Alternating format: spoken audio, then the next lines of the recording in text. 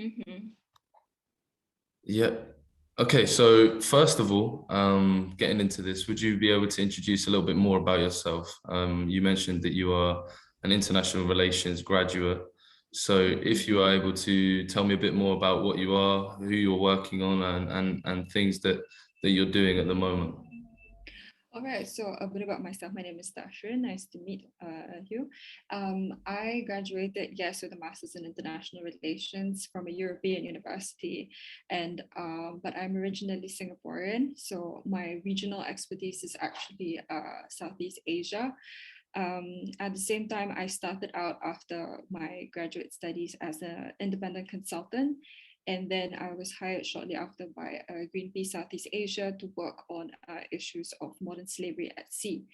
Not just like for the Indonesian office, but also it was a joint project, a joint campaign with Philippines and Thailand as well, because these are the hotspot areas. At the same time, I also work on other issues, and the main themes that I am quite interested in, or rather I like to focus my research and my work in, is human trafficking and any migration and displacement issues to do with migrant workers or refugees or just migrants in general. Yeah, that's me. Okay, brilliant. So leading on from that, I guess I would ask the first question of what would you say are the most common factors that are causing modern slavery within these areas? Like, obviously, despite the fact that we know that fundamentally these things are wrong and incorrect to be practicing. So when we talk about factors that contribute to the whole issue at hand, we essentially have to map out stakeholders. That's generally the approach that I take. So when you map out stakeholders, you have obviously governments, you have key industry players, corporate figures, you have even the small chains down the supply chain. You have like grocery store owners and things like that. And of course, you have that big group of consumers who are always at the forefront trying to draw out like answers from the big corporate guys. So the factors that contribute mainly are for when you look at corporate figures are profits. Obviously, like with big chains like Walmart, and not even just Walmart, because we don't want to focus too much on the Western front, but also looking back towards like the Asian side or even in the South American side, it's a lot of small chain grocery stores. And the questions that we tend to ask when we talk about like modern slavery in general is about like how do you trace that supply chain? Because one thing always leads to another and everything is interlinked, so you cannot leave out like a segment or two. You always need to take time to carefully draw out those actors and like hold them for social accountability and all these things that we like to talk about in the human rights arena. Yeah.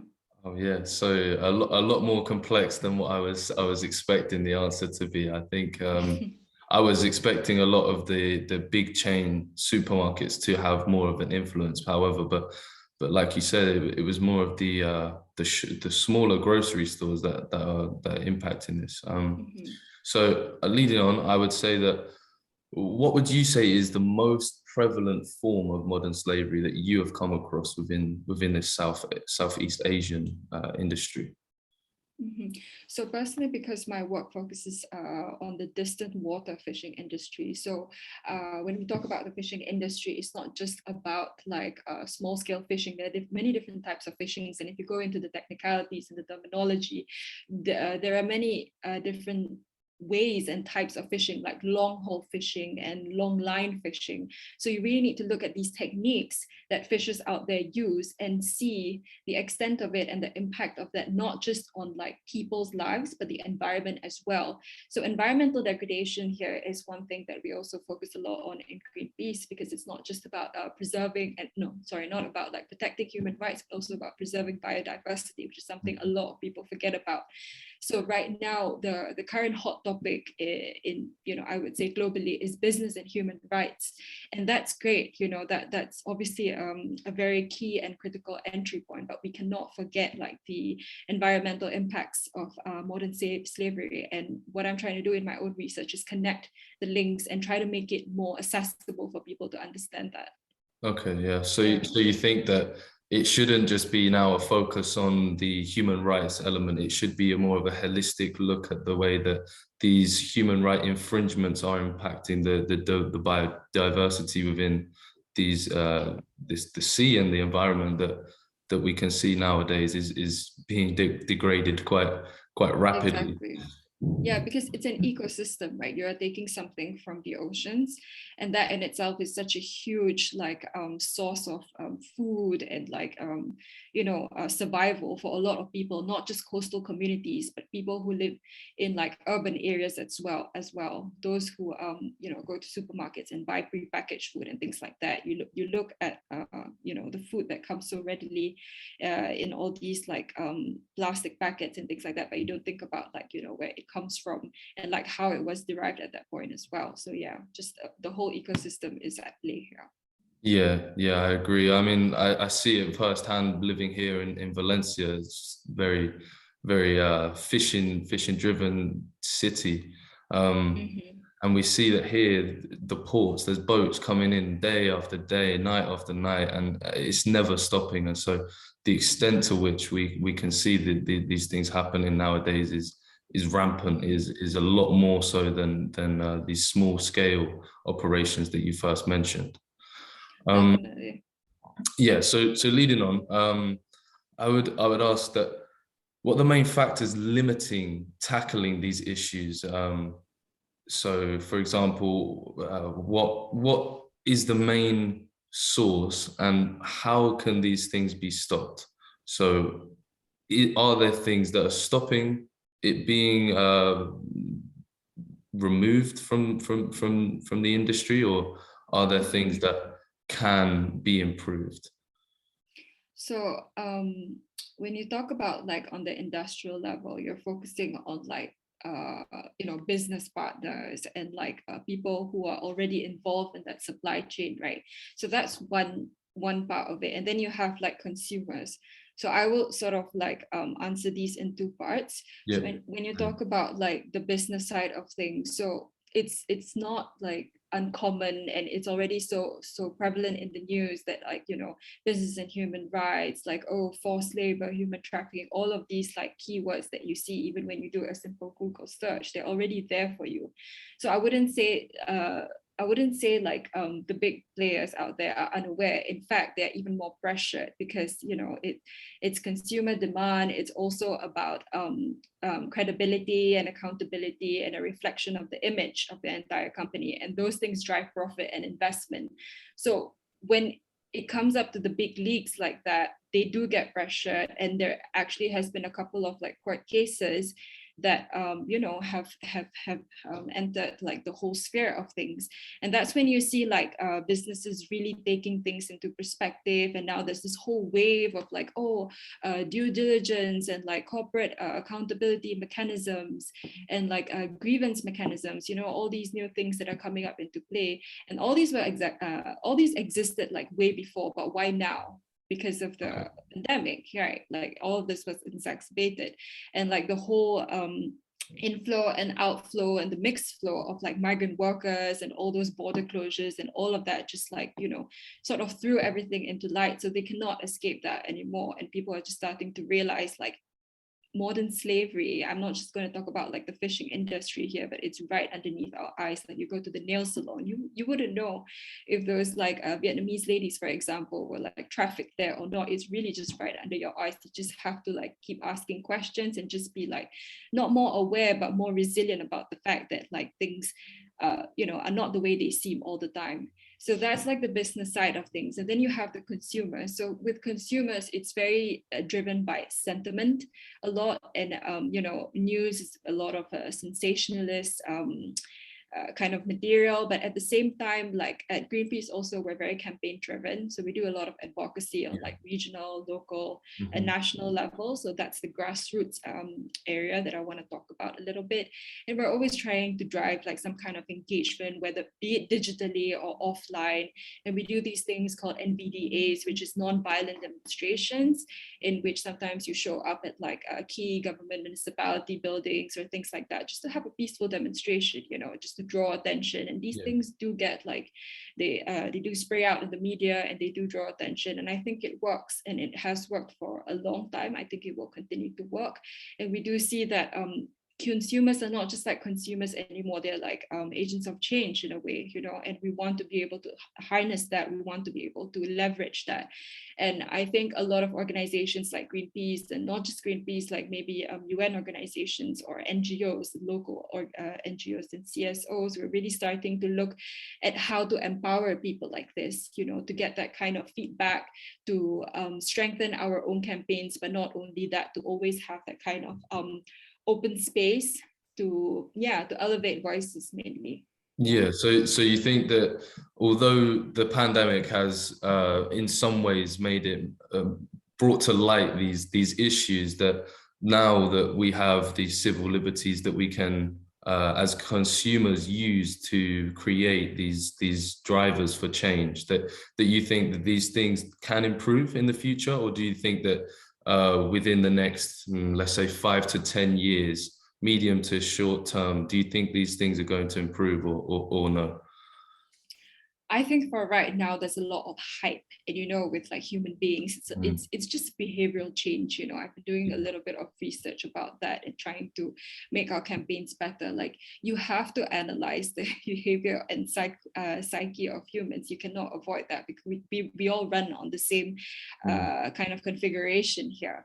So when you talk about something as huge as modern slavery, and the fact that it has been going on for so long, you know, just slavery in itself, like since prehistoric times, I don't even know, but yeah, but that whole like abolitionist theory, and people started coming in.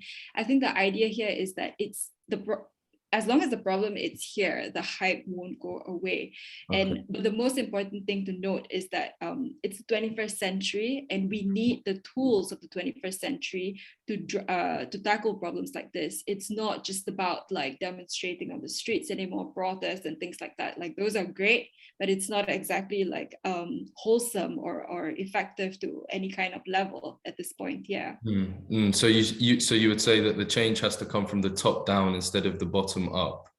So yeah, at this although point, it can be driven by consumers, this change from the top down, the majority of the changes needed to happen from the regulation bodies, legislative bodies, excuse me.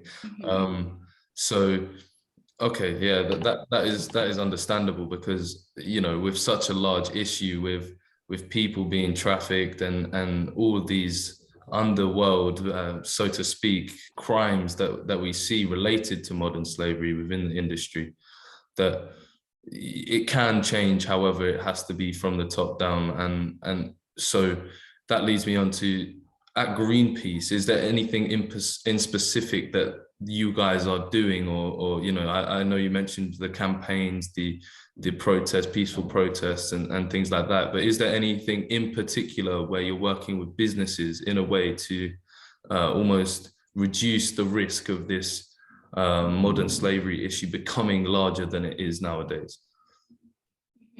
Okay, so I can speak from my experience. What we're doing in the Greenpeace Southeast Asia region is that we have a regional-wide campaign and it's literally called End Modern Slavery at Sea. So C is Southeast Asia, you know, like an acronym as well. And there are two tiers to our approach. One is political advocacy at the ASEAN level. I'm sure you're familiar with ASEAN, the Association of Southeast Asian Nations, and they're made up of 10 member states and all of that. And then the second tier is the grassroots level, where we're working with CSOs, NGOs, and trade unions, which is really important in this discourse to kind of work on these issues.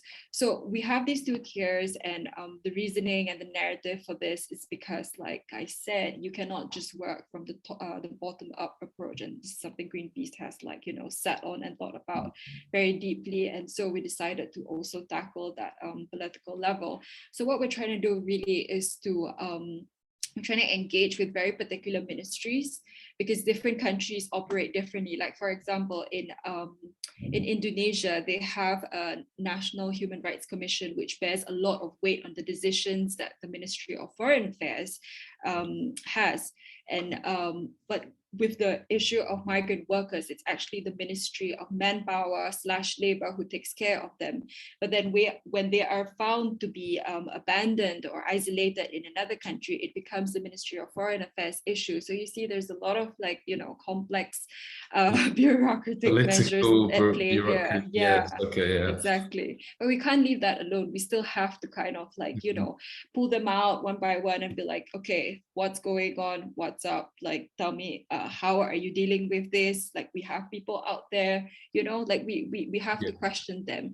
And contrary to popular belief, these key contact figures, they're actually very open to discussing such things with the larger civil society, because they do want our input and they do see that we advocate for such things on the side. So we're very much familiar with that situation. So that's just the Indonesian context. But then you have like Thailand, in which when you talk about migrant fishers, migrant workers essentially in the fishing industry. So a lot of migrant workers in Thailand in the fishing industry actually come from Cambodia and Myanmar. So Burmese and Cambodian migrant fishers. And for them, it's the Ministry of Justice who takes care of these issues with regards to them. So you see, there are always different ministries at play here. Yeah, so you really have to understand like the local context and then kind of drive your campaign towards there, and also be very strategic about like the kind of language you're using when you're talking to these different ministries, because you don't want to like lose their interest. You really want to like engage them. And when you talk about accountability, it's always about a kind of follow up and follow through and action plan, like these three things always. Okay. Yeah, so it can range from the amount of let's say accountability that you mentioned that is dealt with and given by these authorities in the different states that exist within this region. So you mentioned earlier consumers. Consumers obviously play a huge role in this, as nowadays we have more we have more buying power, we have more power into the decisions that companies actually make. But this now leads me to the point of what can consumers and customers of these firms do to almost avoid being indirectly involved in modern slavery nowadays?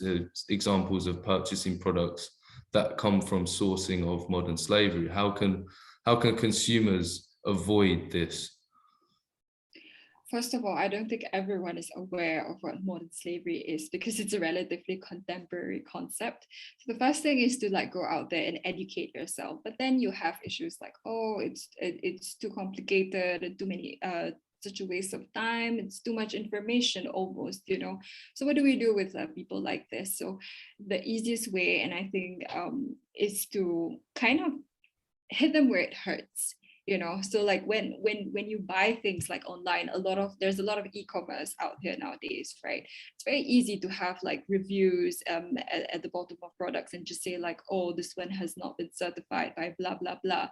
And then we come to the issue of certifications as well. So I'm not sure if you're familiar with Rainforest Alliance. They're one of the more they're one of the more famous ones. And I'm not saying that Greenpeace is advocating for any kind of certification here. This is more of a personal perspective, but I myself find it very cumbersome to kind of just like sift through every product and just question like, oh, is this related to any kind of forced labor acts or child trafficking, things like that. It's very tiring, it's very cumbersome, but it's not impossible. And that is why a lot of CSOs and tech companies also have paired up and have also done a lot of collaborations. For example, Diginex. And you have a lot of these kind of initiatives to make information more accessible and just easier to consume for consumers. Because at the end of the day, you just want it to be like easy and seamless and smooth. You don't want to complicate things too much. Yeah. So there are more, like I said, 21st century tools being used right now. Yeah. But you have to also acknowledge the fact that not everyone has the ability and the access and the capacity to do such things. Like, what about more vulnerable populations, or just more less fortunate ones? So then we have that to tackle as well, which is something that it always evolves. It always evolves. It always comes into it's these geopolitical political issues where there's lack of infrastructure And you know, I Yeah. think that us in this in the Western world, I think we have a big part to play within this industry, within the modern slavery issue, because we are the ones that can directly affect the things that are going on. Because you know, in these parts where there is less development, less infrastructure, and as such, you know, the people aren't necessarily aware of the issues that are going on in front of them, whereas we, Mhm. speaking from experience, we have tools in which we can use, and you know, organizations like Greenpeace that we can find awareness from so easily using the internet, Mhm. for example. And so I think that the consumers definitely should start to inform themselves on issues like this, because it is very, very prominent nowadays, I would It say. is, yeah. It's not so simple, and it's not excusable anymore to just say like, oh, I don't know, no information. No, like, come Yeah. on, this is an information age. It is your duty to seek out that information, and it's out there. Plenty of it, it's out there. So yeah, just just a little bit of venting there, because you know, Yeah. we always have people who are like, yeah, too much information, yeah, Yeah, that kind of definitely, thing. definitely. So finally, I'd like to say thank you for your time. I appreciate you coming on and talking to us. Is there anything in particular that you are working on at the moment in relation to this situation that you'd like to bring to the attention? Is there anything? So, okay, so Greenpeace has actually done a lot of research and investigation on our side, and we have a website dedicated to like not just findings, not just like the boring research that some people like to call it, but also a lot of call to actions and how you can get involved, and super interactive like website. Everything's digital nowadays, so I'll just share that link with Yeah. everyone, and please do support like our campaign. And not just that, like just inform yourselves for real, like it's just right there for everyone to look at. And if you don't get into it, like you said, even with yourself, you didn't know the extent of it until you had this assignment and you had to dig deeper, you wouldn't know. Yeah. So yeah, it's an evergreen problem. It's Mhm. never gonna go away unless all of us are in it. So Yeah, I would agree. I would agree. So that brings me to the end of this. Thank you very much for coming on. I really appreciate your time. thank you. Thank you Very much so. Thank so you. much. Yeah, thank you. I'll share the